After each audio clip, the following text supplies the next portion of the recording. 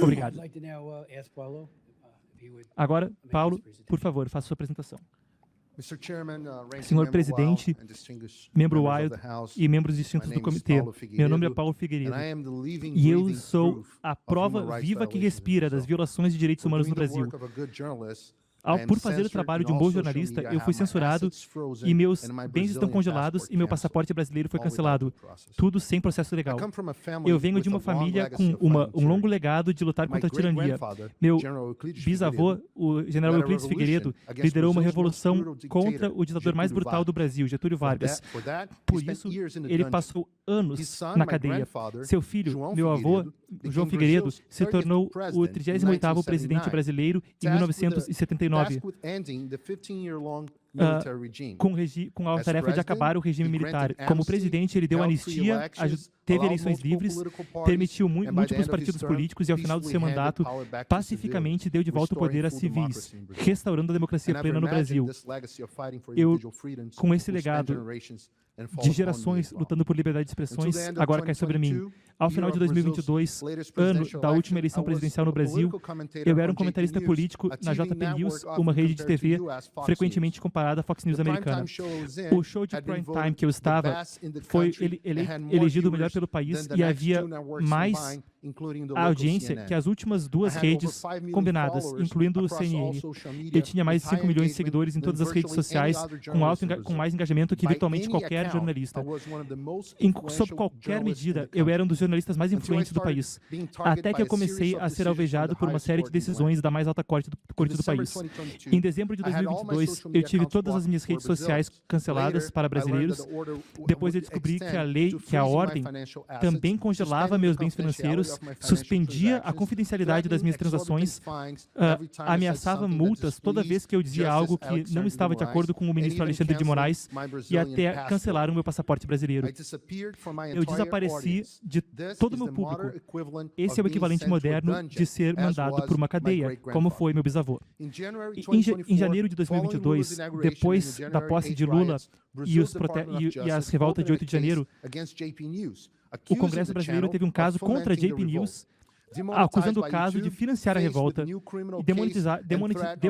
desmonetizaram e ameaçaram a concessão pública e a Jovem Pan cedeu e demitiu todos os seus comentaristas conservadores e adotaram uma linha mais pró-morais.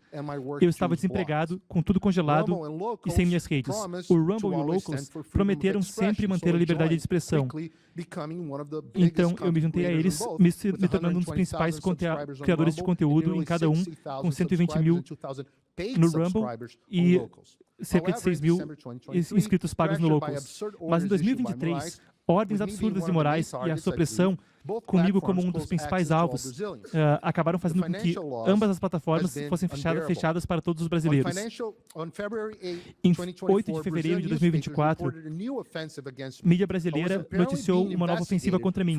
Eu estava sendo investigado por falar de forma precisa na TV sobre o alto comando brasileiro e seu papel em dezembro de 2022. Nessa investigação, houve uma nova medida proibindo que eu tivesse contato com o ex-presidente Bolsonaro e com qualquer outra pessoa investigada. Uma tática clara de intimidação que cerceia minha atividade jornalística. Existe um único objetivo por trás de cada uma dessas coisas. Um fator comum, Alexandre de Moraes. Lembrem desse nome. Ele é de fato o ditador do Brasil. Ele é um ministro da Suprema Corte, ele dirige o TSE, a Corte Eleitoral, e ele também está adiante da infame investigação de fake news, que começou em 2019 e segue até hoje. Um precedente alarmante. Ao longo de tudo isso, meu trabalho estava ocorrendo do meu estúdio, na Flórida, onde eu morava desde 2016. Eu, portanto, estava sob a jurisdição desse país o tempo todo e, consequentemente, era protegido pelos direitos garantidos pela primeira emenda da Constituição americana. As companhias americanas têm obedecido ordens ilegais diretamente de ministros brasileiros sem procedimentos internacionais e estão cedendo dados de indivíduos que estão sob jurisdição americana. Esse Congresso deveria lidar com isso, já que não só viola nossos direitos constitucionais, mas também expõe um risco de inteligência e possivelmente viola a FCPA. De forma alguma, eu fui o único jornalista afetado. No mesmo dia, um jornalista premiado e autor premiado, Rodrigo Constantino, que está aqui, e Guilherme Fiuza foram alvos de decisões que eram copia e cola disso. Outros jornalistas, como Alan dos Santos, também presente aqui hoje, enfrentaram medidas até mais duras, incluindo ordens de prisão. O podcaster libertário Monark, conhecido como Joe Rogan brasileiro, sofreu um destino semelhante. Estão ambos exilados nos Estados Unidos. Há outros exemplos, incluindo congressistas ou mesmo a juíza Ludmila Grillo, aqui na audiência, um congressista como Gustavo Gayer, Nicolas Ferreira, também estão aqui, ou Marcel Van Hatten, Carlos Ordi, Alexandre Ramagem, Carla Zambelli, muitos outros membros do Congresso e mesmo o senador Marcos Duval, que teve suas redes sociais bloqueadas, seus escritórios invadidos. O congressista Daniel Silveira atualmente está 9 anos na prisão por gravar um vídeo criticando duramente Moraes. O ex-congressista Deltan Dallagnol, o ex-procurador que colocou Lula condenado por corrupção, também está aqui por ordem de Moraes. Uma pesquisa mostra que 70% dos congressistas brasileiros acreditam que a Suprema Corte invade sua jurisdição. 2/3 dos brasileiros acreditam que o país vive sob uma ditadura judiciária. Demonstrações com centenas de milhares de pessoas são principalmente contra Moraes. O povo brasileiro e o Congresso sabem que Moraes está fora de controle, mas estão paralisados com medo.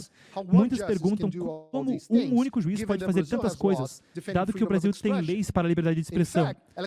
Na verdade, Alexandre de Moraes não tem esse poder por lei, e suas ações flagrantemente violam a Constituição do Brasil, e especificamente o artigo 5º, artigos 4, 9º e artigo 220, bem como leis internacionais das quais o Brasil é signatário, como o artigo 13, parágrafos 1 e 2 da Convenção Americana de Direitos Humanos e o artigo 19 da Declaração Universal de Direitos Humanos.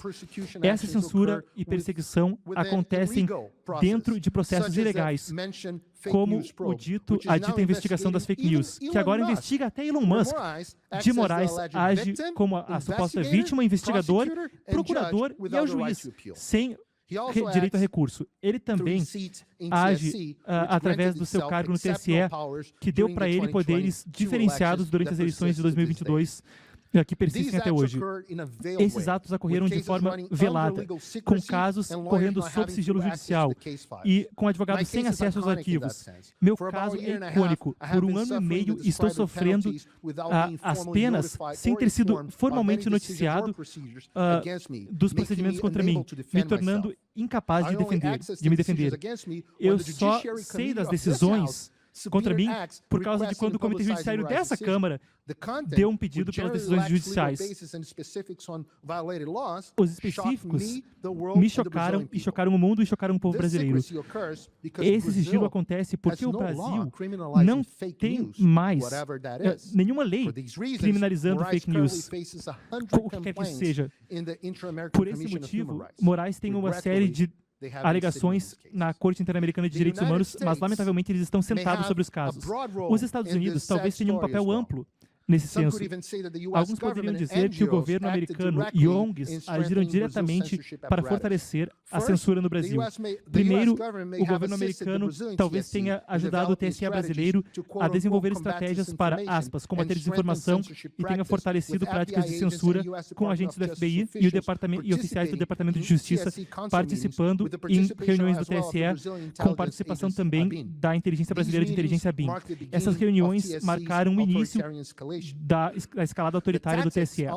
As táticas destacadas recentemente do relatório dessa Câmara detalham como o governo Biden coagiu companhias de Big Tech a censurarem americanas, o que é muito próximo do modus operandi acontecendo no Brasil. No entanto, enquanto o governo Biden agiu de forma principalmente informal, Moraes deu ordens judiciais pela Corte Suprema do Brasil, ameaçando multas em desconexão completa do Brasil para as Big Techs, como aconteceu com o Telegram em 2022. ONGs como americanas, como a Ford Foundation e a Open Society de George Soros, fundaram iniciativas que trabalharam perto de Moraes.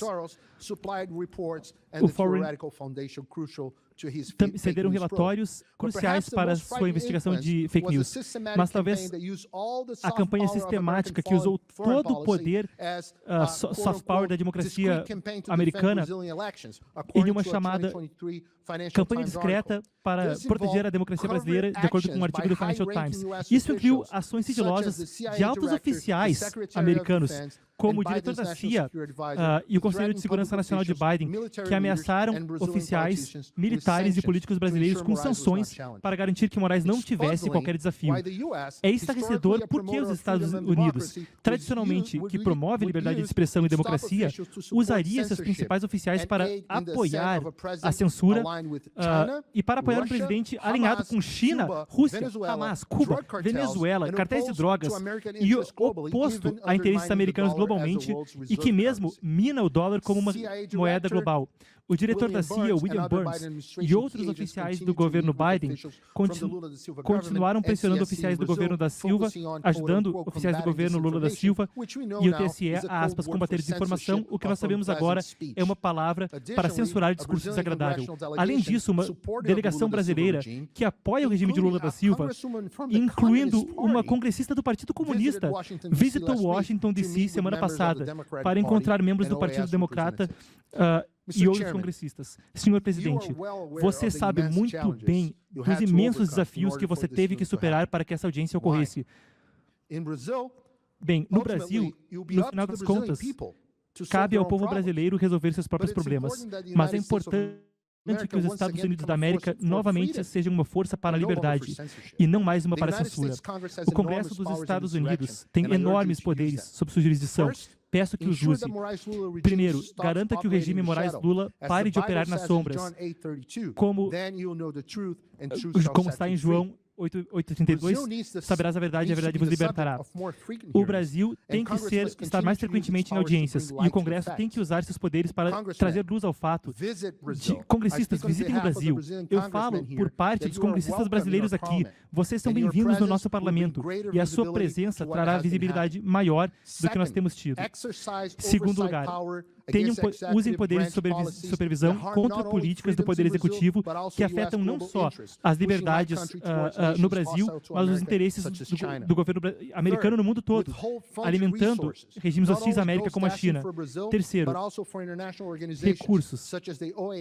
recursos indo para a OEA. O pagador de imposto americano não deveria estar dando recurso para agências que não estão fazendo os interesses do povo. Por fim, sanções a oficiais brasileiros que violam sanções a oficiais que violam as liberdades do povo brasileiro. Isso é o que imploro de vocês por parte de milhões de brasileiros. Deus abençoe a América, Deus abençoe o Brasil. Traduzindo melhor, no final ele falou sanções a pessoas, organizações, etc., que ameaçam a liberdade de expressão no Brasil.